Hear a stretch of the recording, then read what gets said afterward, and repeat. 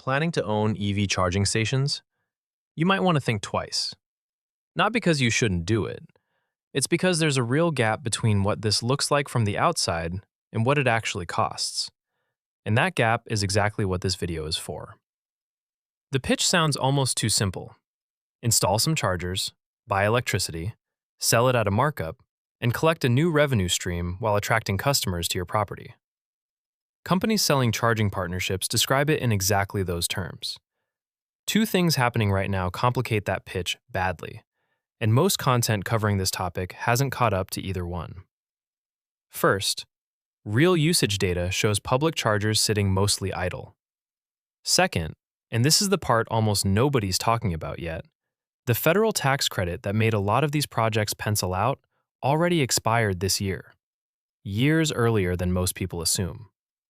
So what actually happens to this business now that the incentive many projects were quietly built on top of is gone?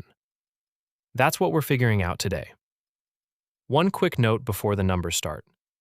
Every figure in this video is well researched and checked against multiple sources. But research can still contain honest mistakes, and costs and regulations shift by state, city, and sometimes zip code. Treat these as your benchmark, not a quote for your specific situation. This video is for educational purposes only and is not legal, tax, financial, or business advice. Always do your own research and due diligence before making any business decision. A second note, specific to this episode. Federal and state EV incentives have been changing unusually fast and could change again after this video is published. Verify the current status of any credit or rebate mentioned here directly before making a decision based on it. The first cost, the one that splits hard depending on charger type, a basic level 2 charger and a real DC fast charger, are two completely different investments. A level 2 charger, the slower type common at retail locations and workplaces, runs roughly $400 to $700 for the hardware, plus $300 to $1,200 in installation. A DC fast charger, the type built to replace a gas station visit, costs dramatically more and requires far more serious electrical infrastructure behind it. Then there's a cost almost nobody budgets for on their first project: network software fees.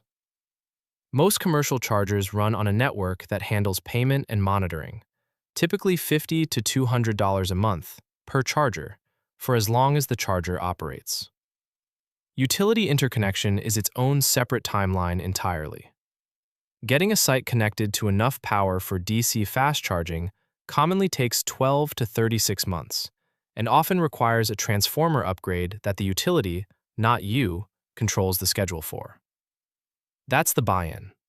It doesn't include the cost that actually determines whether this makes money, which shows up every single month on the electric bill. The hidden trap, the one buried in how commercial electricity actually gets billed. A single busy hour can set your electric bill for the entire month, whether you use that much power again or not.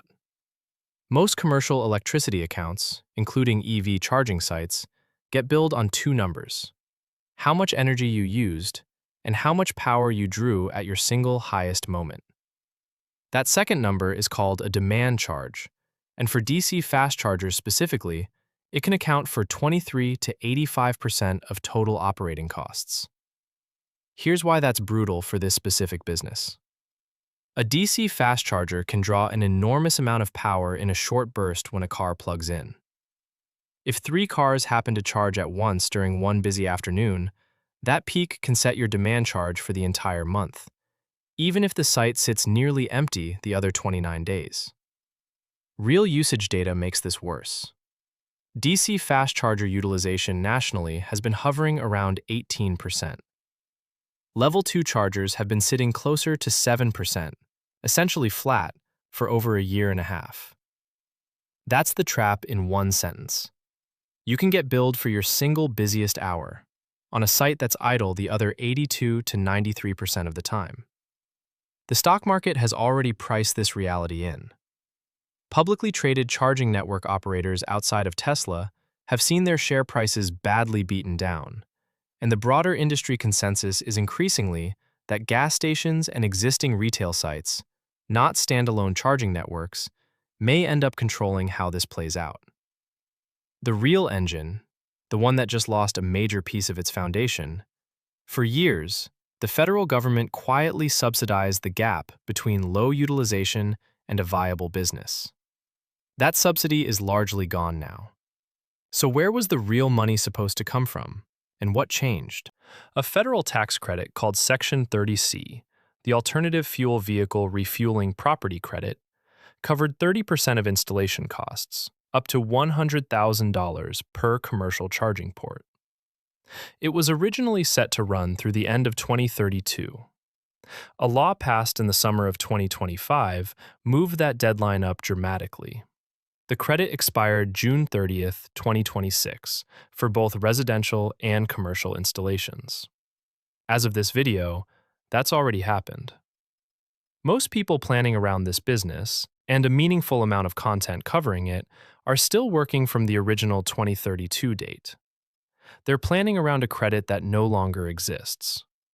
That matters because of exactly what we just covered: real payback periods. Level 2 chargers at genuinely high traffic sites see payback in 3 to 6 years. DC fast chargers on well-selected highway corridors run 5 to 8 years. Low utilization sites, by credible industry accounts, may not break even at all without utility or federal support helping close that gap. That last sentence is the whole story. A meaningful share of projects installed over the last few years were only penciling out because of a 30% credit that's now gone. The math on a marginal site didn't quietly get harder. It got harder specifically at the moment the subsidy that made it work disappeared. The real money in EV charging right now? It lives in sites that would have worked anyway, without the tax credit propping up the math. Highway corridors with genuinely high fast charging demand, not a hopeful retail parking lot. Everything that only worked because of a 30% credit just got meaningfully harder to justify. Put the utilization data and the expired credit side by side, and the picture gets concrete fast. A level 2 charger sitting at 7% utilization was never a strong standalone investment. With a 30% credit covering a meaningful chunk of the installation cost, plenty of property owners installed them anyway, treating the credit as the thing that made a marginal amenity pencil out. Take that credit away, and the same charger, same 7% utilization, same monthly demand charges, has to justify its entire cost through usage and markup alone. For most retail-adjacent Level 2 installations, that math simply doesn't work as well as it did even a few months ago. DC fast chargers on real highway corridors are a different story, because their utilization numbers, while still modest at 18% nationally, reflect genuine point A to point B demand that doesn't depend on a subsidy to exist. That's the segment credible industry analysis keeps pointing to as the one with an actual path to profitability without government support propping it up. So let's run the two real outcomes. The optimistic case. You install DC fast chargers on a genuine highway corridor with real, documented traffic, actively manage demand charges through off-peak strategies or battery buffering, and underwrote the entire project assuming zero federal tax credit from the start. Utilization tracks toward that 18% national average or better given the strong location, and payback lands in the realistic 5 to 8 year range the data supports. The realistic case.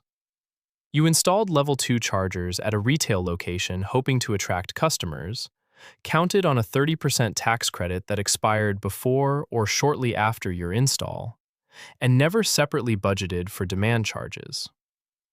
Utilization settles near that 7% national average. One busy Saturday afternoon sets a demand charge that eats into a month of otherwise idle revenue.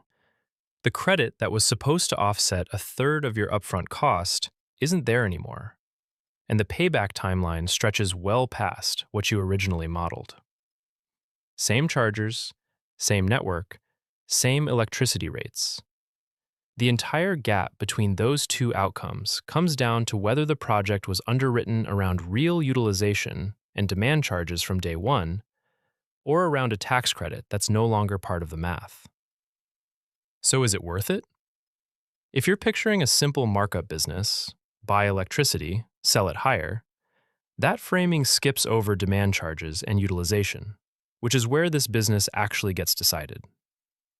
What's true is that real demand for EV charging keeps growing, and specific locations, genuine highway corridors especially, have a real, credible path to profitability that doesn't depend on a government credit to work. For someone willing to underwrite this without assuming a tax credit that's already gone, and to treat demand charges as seriously as any other business on this channel treats its central operating number, this can be a legitimate long-term infrastructure investment. For someone still planning around a 30% credit running through 2032, that plan needs a rewrite before anything else does. Last reminder, this video reflects the federal 30C credits status and utilization data as researched close to publication. Both can change. This is not legal, tax, or financial advice. Verify current incentive and utility rate information for your specific location before making any decision. Remember this: the electricity was never the hard part. The demand charge and the now expired subsidy were. Underwrite this one on real usage, not on a credit that quietly expired while everyone else was still planning around 2032.